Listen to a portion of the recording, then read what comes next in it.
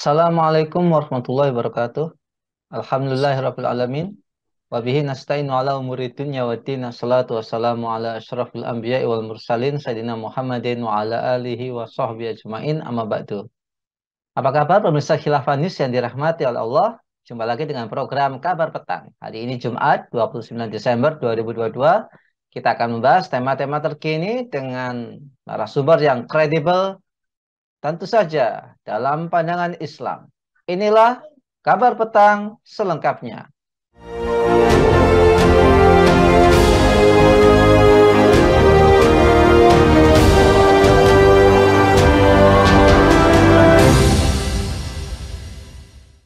Persatuan Wartawan Indonesia menyampaikan catatan akhir 2022.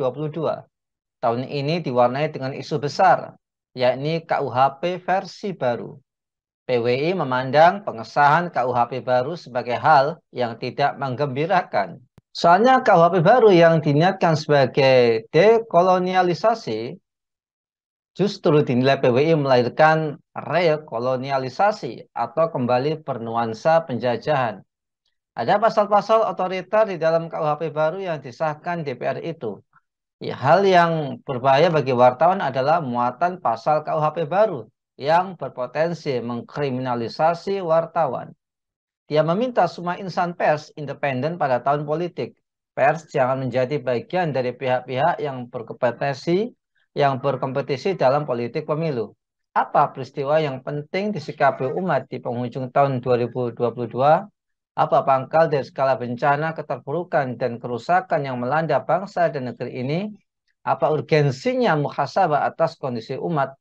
Untuk membahasnya kami terhubung dengan Ustadz Ahmad Fatoni, Direktur El Haroka Research Center.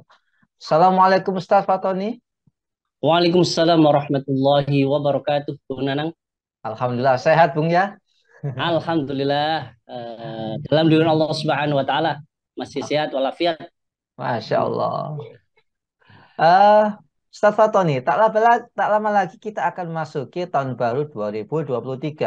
Apa peristiwa yang penting disikapi oleh umat di penghujung tahun 2022? Dan apa catatan Anda terkait hadirnya KUHP versi baru, Bung? Ya, Bismillahirrahmanirrahim.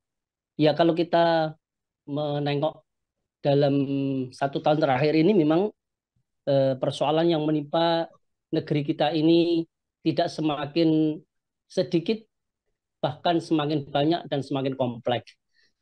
Sebut misalnya angka kemiskinan dan pengangguran ini juga masih sangat tinggi, bahkan pasca eh, pandemi COVID ini juga angka kemiskinan dan pengangguran juga semakin meningkat tajam ya. Dan di saat yang sama juga sumber daya alam yang melimpah yang diberikan Allah atas negeri kita ini masih juga dikuasai oleh asing dan asing. Ini yang catatan yang dalam setahun terakhir ini. Lebih dari itu juga angka kriminalitas masih juga sangat meningkat ya, bahkan dilakukan oleh aparat ya, kriminalitas yang melibatkan oknum aparat juga. Misalnya kasus pembunuhan sadis oleh Sambo, kasus narkoba dan judi online yang bernilai triliunan rupiah ya, yang diantara juga melibatkan oknum aparat. Ini yang juga menjadi catatan penting dalam 1 tahun terakhir ini. Kemudian kasus korupsi juga yang makin menjadi-jadi ya. Ya, penistaan agama Islam masih marak dan bahkan kerusakan moral pun makin brutal. Contoh yang terkini yang terkait dengan kerusakan moral ini yang makin marak dan makin terbukanya fenomena LGBT di berbagai daerah di negeri kita ini. Juga catatan yang lain adalah kasus terorisme oleh OPM, ya, Organisasi Papua Merdeka di Papua itu juga makin sadis, ya sudah menewaskan ratusan nyawa, di antaranya juga korbannya juga dari kalangan aparat TNI Polri juga masyarakat pada umumnya. Mafia impor juga masih sangat dominan mewarnai dalam 1 tahun terakhir ini, juga diikuti dengan mafia hukum dan undang-undang ya, masih juga bergentayangan ya, meliputi ya, setiap hari pemberitaan di negeri kita ini. Dan kemudian yang tidak kalah pentingnya bahwasanya setelah meloloskan undang-undang Omnibus Law yang lebih beri pada pemilik modal dan oligarki, ini juga ditambah lagi dengan disahkannya undang KUHP baru ya, yang tadi ya syarat dengan 11 pasal yang bermasalah ya, dan ini perlu dicatat bahwasanya KUHP baru ini konon menurut para ahli itu lebih kolonial dari kolonial penjajah di masa lalu kan begitu. Ya, dan ini juga banyak apa namanya masukan, banyak apa namanya yang patut disayangkan ya dengan adanya beberapa pasal yang bermasalah itu ya. Yang salah satu adalah membuka peluang rezim untuk bertindak makin otoriter dan represif, terutama kepada lawan-lawan politik, ya pihak-pihak yang mengkritik, pihak-pihak yang memberikan masukan nasihat yang sebenarnya itu adalah dalam rangka sebagai bagian dari elemen bangsa ini untuk memberikan kebaikan ya terhadap pelaksana kebijakan di negeri ini. Tapi justru dengan adanya undang-undang yang baru ini, KUHP yang baru ini justru semakin represif ya, bahkan bisa dikriminalkan pihak-pihak yang memang tidak sejalan dengan kebijakan penguasa yang ada saat ini. Begitu Bung Nana. Iya, Ustadz. Apa sebenarnya urgensi? Nah, ini kan kalau misalnya kita akhir tahun kan ada kaleidoskop, ada kilas balik apa yang sudah terjadi. Nah, kalau umat Islam ini kan bukan kaleidoskop, bukan merayakan tahun baru, tetapi melakukan muhasabah. Ya. Nah, urgensinya apa? Atas yang telah kita lakukan, khususnya dalam setahun terakhir ini, Ustaz. Iya. Jadi sebenarnya muhasabah atau memperhitungkan, mengoreksi, ya, menilai apa yang telah kita lakukan selama ini, ya sekitar setahun ini, sebenarnya itu merupakan hal yang sudah semestinya dilakukan oleh setiap dari kita. Ya, muhasabah bisa dilakukan oleh masing-masing pribadi, tapi juga yang tidak kalah penting adalah muhasabah yang harus dilakukan oleh secara kolektif oleh pemegang kebijakan di negeri ini. Ya. Muhasabah secara pribadi ini yang sudah seharusnya, bahkan kalau perlu tidak hanya setahun sekali, mungkin muhasabah dalam setiap hari apa yang sudah kita lakukan, apakah sudah sejalan sesuai dengan visi dan misi hidup kita, apakah sudah sejalan dengan apa yang menjadi cita-cita bersama dan sebagainya. Ya. Dan hal ini juga ditegaskan oleh Allah Subhanahu wa taala di dalam surat Al-Hasr ayat 18. Allah Subhanahu wa taala berfirman, "A'udzubillahi minasyaitonirrajim. Ya ayyuhalladzina amanu taqullaha wal tanzur nafsum ma qaddamat lighad." Wahai orang-orang yang beriman, bertakwalah kalian kepada Allah dan hendaklah setiap diri memperhatikan apa yang dia perbuat untuk hari esok, untuk hari kehidupan setelah dunia itu, di hari akhirat itu. Jadi itu secara pribadi memang Islam memerintahkan kita semuanya sebagai pribadi dari seorang muslim itu selalu muhasabah diri, mengoreksi diri kita, menilai diri kita apakah apa yang sudah kita lakukan ini sejalan dengan apa yang menjadi tugas kita sebagai hamba Allah di muka bumi ini, menjadi orang-orang yang mau bertakwa dan beriman kepada Allah Subhanahu wa taala, orang-orang yang senantiasa melekatkan segala pemikiran, perasaan dan perbuatannya dengan aturan Allah Subhanahu wa taala. Itu yang seharusnya juga dilakukan bukan hanya setahun ya, ya setiap saat gitu ya. Namun yang tidak kalah penting adalah muhasabah secara kolektif yang harus dilakukan oleh para pemimpin dan pemegang kebijakan di negeri kita ini. Mengapa sekarang ini persoalan yang tadi itu, persoalan yang menimpa negeri ini semakin hari semakin kompleks, semakin hari semakin semakin marak, semakin hari persoalan yang menimpa negeri dalam segala aspek kehidupan ini juga semakin tidak terkendali. Nah, tentu ini harusnya menjadi pemikiran dan muhasabah dari para pemegang kebijakan, para pemimpin di negeri kita ini. Apa akar masalahnya dan apa solusinya? Itu yang seharusnya, apalagi kemudian ini momen akhir tahun ini harusnya juga menjadi perhatian bagi para pemegang kekuasaan di negeri ini, karena Allah telah merintahkan, memberikan kabar kepada kita semuanya di dalam surat Ar-Rum ayat 41, A'udzubillahi minasyaitonirrajim, zuharul fasadu fil barri wal bahri bima kasabat aydin nas liyudhiqahum ba'dalladzi 'amilu la'allahum yarji'un. Telah nampak kerusakan di darat dan di laut disebabkan oleh perbuatan tangan manusia. Allah menghendaki agar mereka merasakan sebagian dari akibat perbuatan mereka, agar mereka kembali ke jalan yang benar. Itulah yang seharusnya dilakukan oleh para pemimpin negeri kita ini, agar menjadi negeri kita ini menjadi negeri yang baldatun thayyibatun wa rabbul ghafur.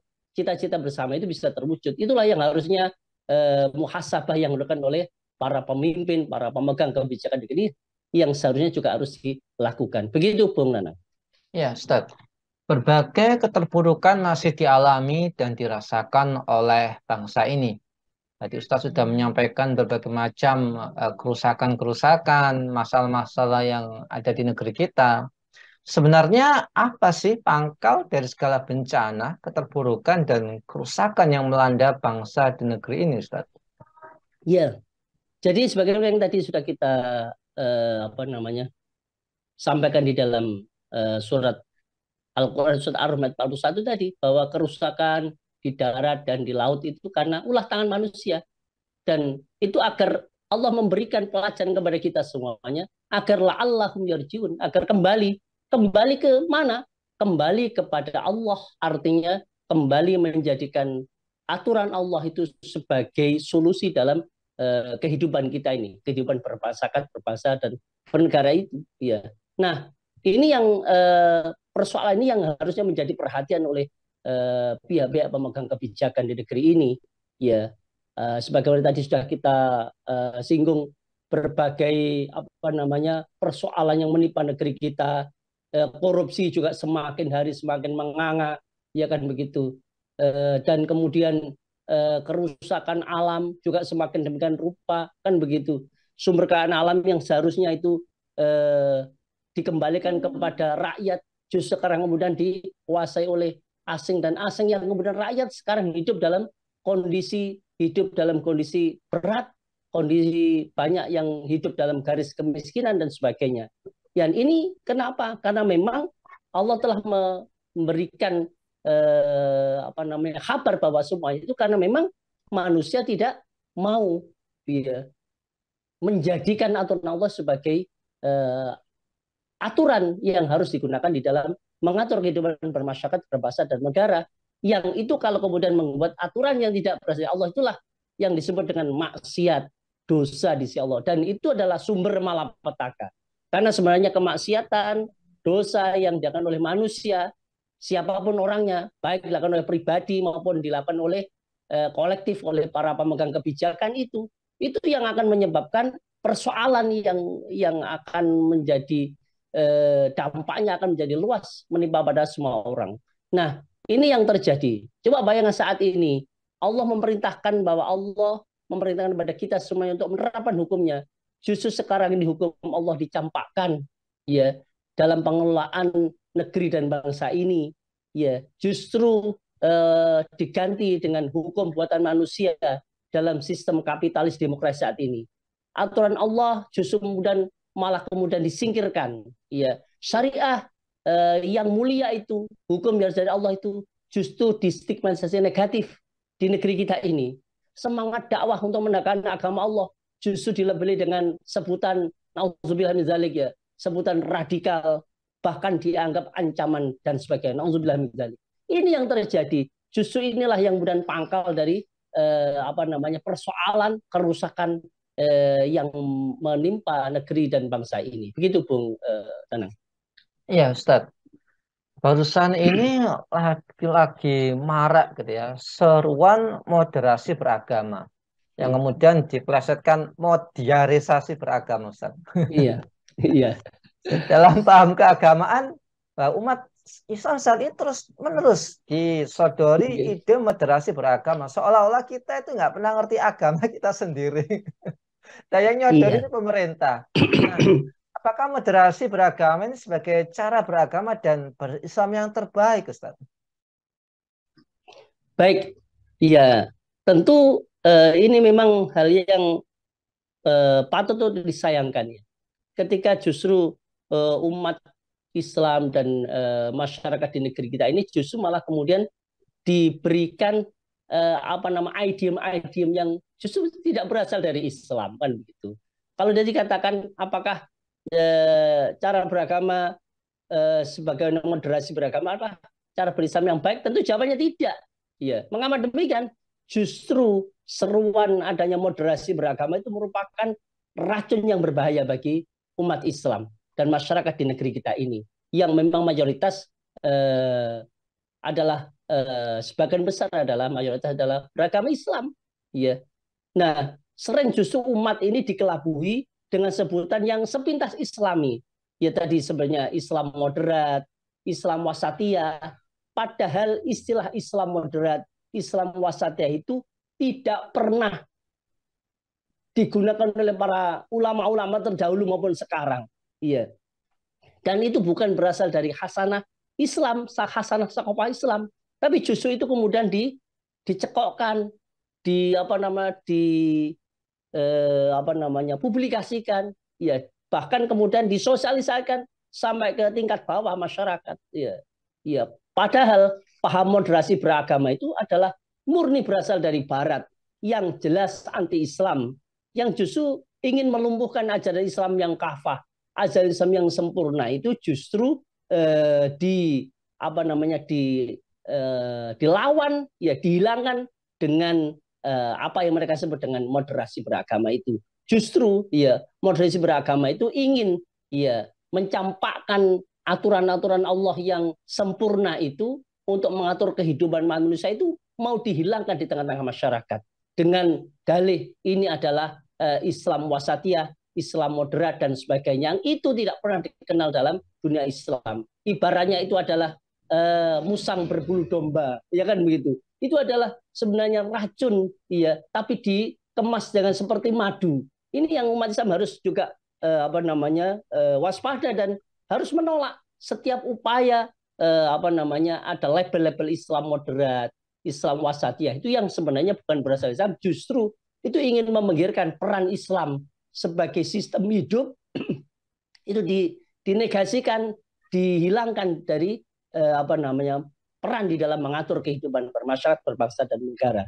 Dengan dalih moderasi beragama pula, para pemegang kebijakan itu dibantu oleh para tokoh-tokoh agama membuang hukum-hukum Islam yang apa bertentangan dan prinsip-prinsip sekularisme, pluralisme, liberalisme, demokrasi yang harus ditiadakan bahkan dibuang. Misalnya contoh saja istilah kafir itu sehingga mulai untuk kemudian yang ini di dalam Al-Quran sudah banyak istilah kafir ini mau dihilangkan di dalam hasanah Islam, ya dengan alasan dianggap bertentangan dengan pluralisme. Lah ini ya ini istilahnya lah berbahaya ini ya. Iya, wong jelas dalam Al-Qur'an ada surat Qul ya ayyuhal kafirun. Kan begitu ada surat Al-Kafirun ya. Tapi itu kemudian dianggap itu berbahaya, tidak sejalan dengan paham pluralisme. Kemudian itu mau dihilangkan. Kemudian ajaran khilafah dan jihad distigmatisasi demikian sebagai ajaran yang berbahaya. Nauzubillah min dzalik.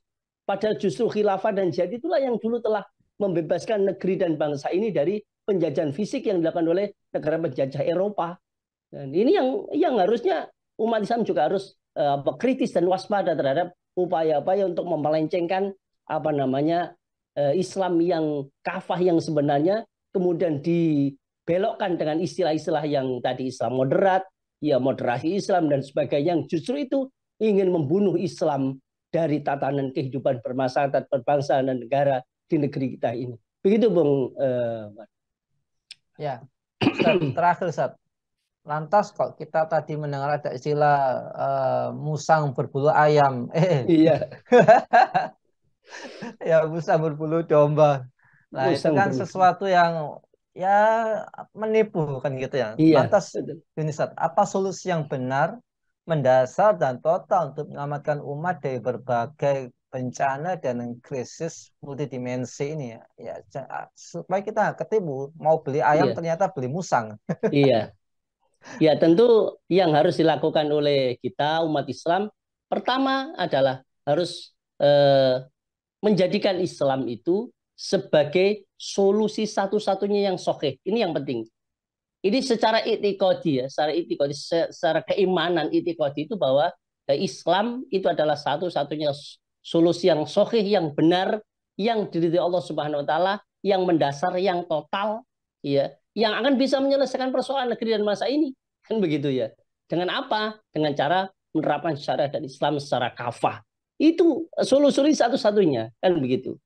Dan tentu yang tidak kalah penting setelah kemudian menjadikan Islam sebagai solusi satu-satunya yang benar karena berasal dari yang maha benar Allah Subhanahu wa taala, pemilik sah negeri dan bangsa ini, pemilik hakiki negeri dan bangsa ini Allah Subhanahu wa taala, itulah yang layak untuk jadikan pedoman, layak untuk jadikan aturan untuk mengatur kehidupan masyarakat bermasyarakat dan negara.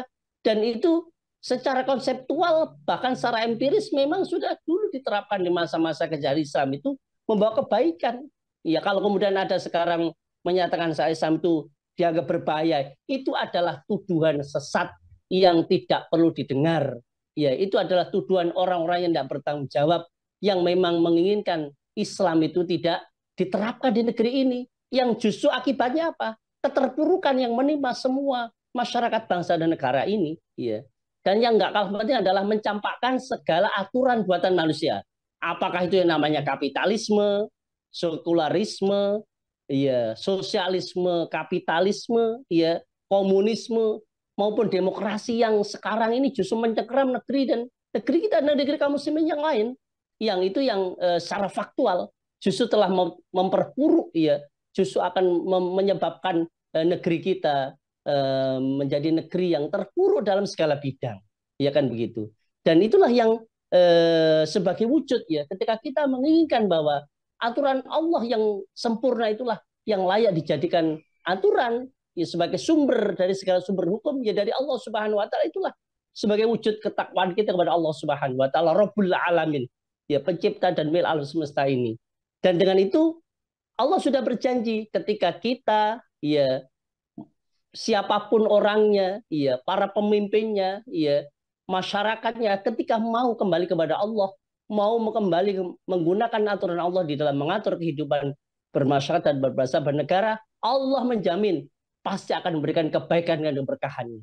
Sebagian Allah juga telah mengkabarkan kepada kita, ya, di dalam Al-Quran surat Al-A'raf ayat 96, Allah telah menegaskan, auzubillahi minasyaitonir rajim, walau anna ahlal qura amanu wattaqau la fatahna alaihim barakati minas samai wal ard. Seandainya penduduk negeri-negeri ini beriman dan bertakwa, pasti kami Allah akan membukakan bagi mereka pintu-pintu keberkahan dari langit dan dari bumi. Inilah janji Allah Subhanahu wa taala. Maka solusi tuntas untuk menyelesaikan berbagai persoalan multidimensional yang menimpa negeri dan bangsa ini adalah kembali kepada aturan Allah, kembali menerapkan Islam secara kafah.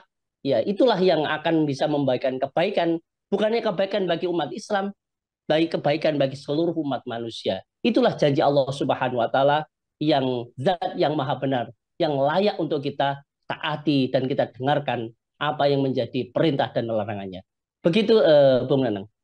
Baik, terima kasih Ustadz atas penjelasannya. Masya Allah, ini kalau ketemu sama Ustadz Fatoni ini sesuatu yang terang bisa menjadi gelap, yang sakit itu bisa disembuh. Alhamdulillah, Sakit alhamdulillah. pemikirannya. Alhamdulillah. Apalagi moderasi beragama ini, ya itu tadi, plesetannya bener ya, modiarisasi beragama, bisa memodiarkan pemikiran kita.